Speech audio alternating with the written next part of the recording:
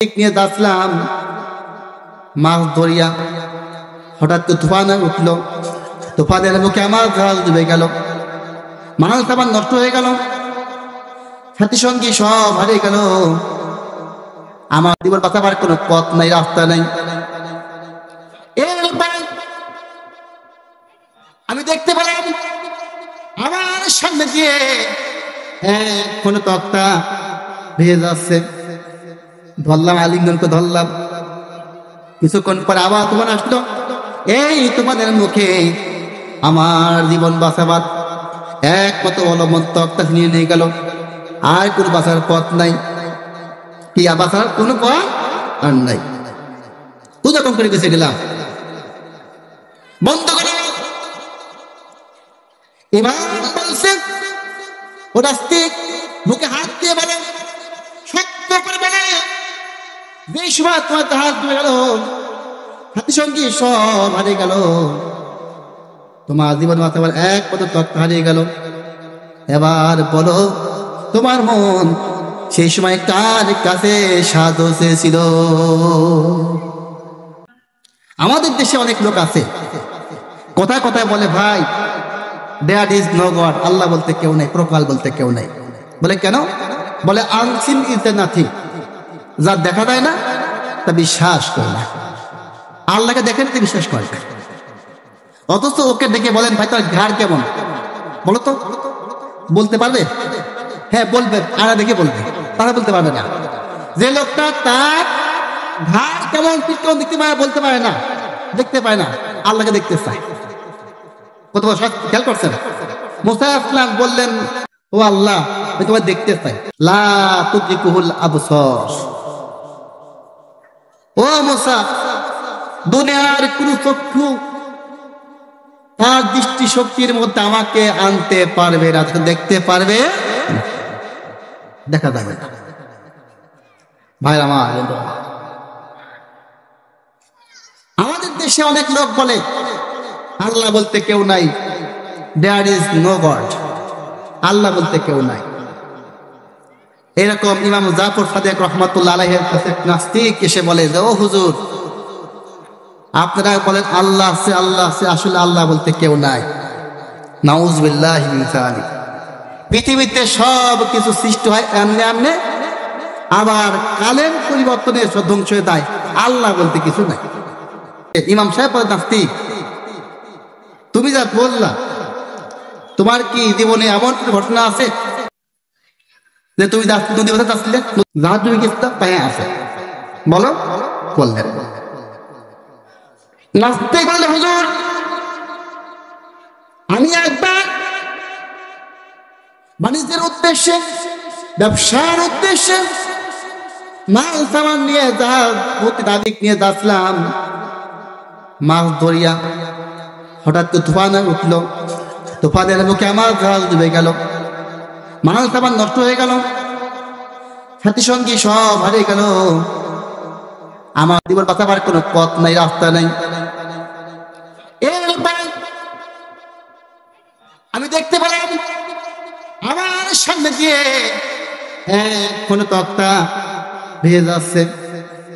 ধরলাম, আলিঙ্গনকে ধরলাম। কিছুক্ষণ পরে আবার তোমার আসলো।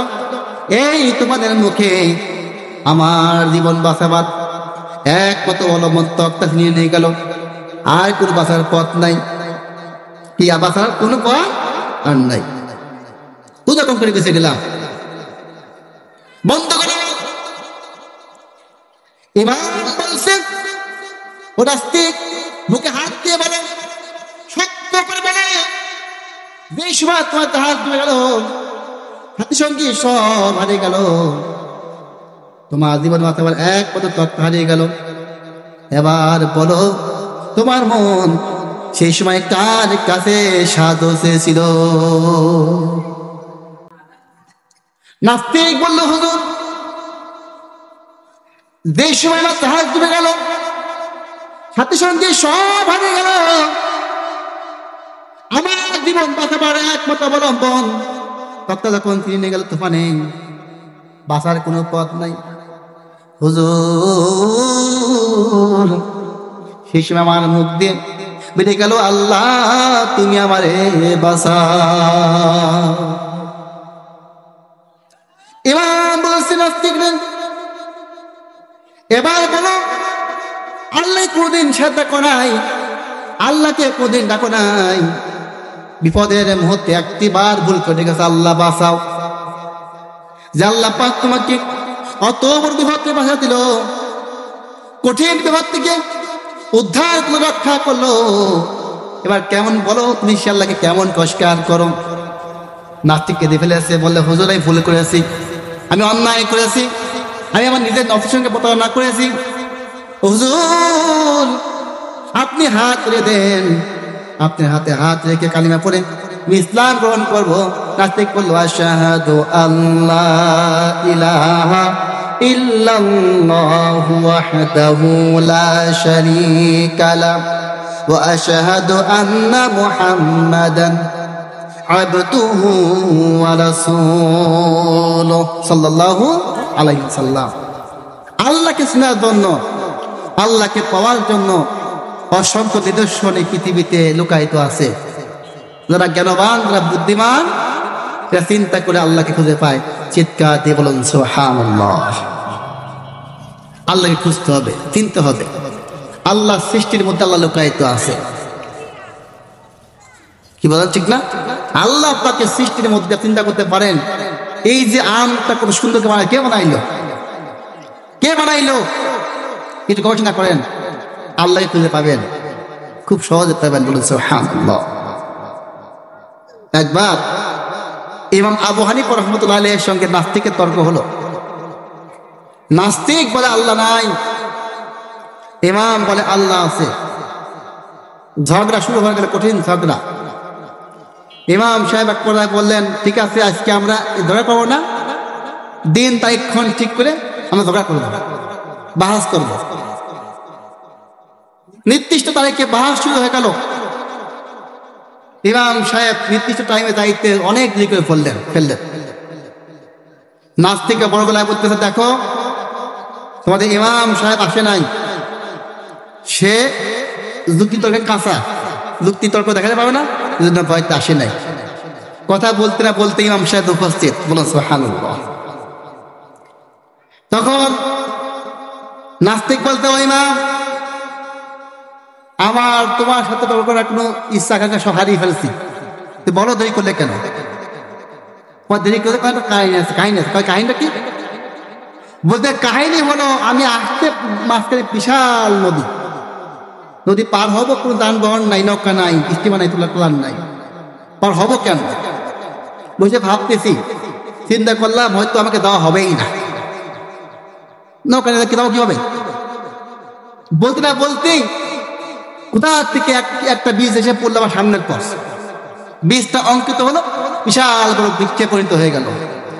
কোথা থেকে কোড়াল এসে গাছ কেটে ফেললো, কোড়াতে এসে গাছ কেটে ফেললো, হাতুল এসে খুব ছোট্ট করে লোহা মেরে নৌকা বানা ফেললো, নদীতে ঝাঁপ দিল, আমি যা বসলাম, পাড়ে চলে আসলাম। নাস্তিক কয়, আচ্ছা বুঝলাম, খুব জ্ঞানী মানুষ, দেখে পাগল তো, এটা বিশাল কি সম্ভব? কোথেকে গাছ আসলে ফুট করে গেল, বিশাল বৃক্ষে পরিণত হয়ে গেল, কাঠুরে আর নাই, কিছু নাই, গাছ কেটে কাটা হয়ে গেল, কোড়া মানুষ নাই, কয়েকদিন গাছ কাটলো, মিস্ত্রি স্যার নৌকা হলো, নাই পাড়ে চলে আসলে কোথায় বিশেষ করে যায়। এবার ইমাম সাহেব বলতে, না ও নাস্তিক, দরকার শেষ, তোমার সাথে আমি কিতাব ধরা করবো না, তোমার যে ফতোয়া, তোমার যে কেউ ধরা দিই ধরা করি আমি। তুমি বলতে হচ্ছো যে বিনা মিস্ত্রিতে নৌকা হয় না, বিনা মাটিতে পার হওয়া যায় না। যদি বিনা মিস্ত্রিতে নৌকা তৈরি করা না যায়, যদি বিনা মাটিতে পার হওয়া না যায়, তাহলে এত বড় আকাশ, জমিন, গ্রহ, চন্দ্র, সূর্য, নক্ষত্র চলে, কোনো মাস্টার নাই, কোনো মাঝি নাই, কোনো ড্রাইভার নাই। নাস্তিককে কাঁপিয়ে ফেলল, কি এইভাবে চিন্তা করে নাই?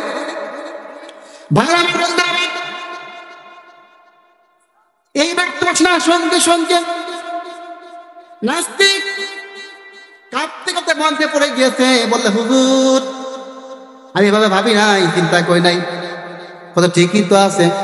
ও নাস্তিক, ইমাম বলল, নাস্তিক বলে, ইমাম হাত বাড়িয়ে দাও, তোমার হাতে হাত রেখে কালিমা পড়ে ইসলাম গ্রহণ করবো। নাস্তিক করলো, লা ইলাহা ইল্লাল্লাহু মুহাম্মাদুর রাসূলুল্লাহ সাল্লাল্লাহু আলাইহি ওয়াসাল্লাম।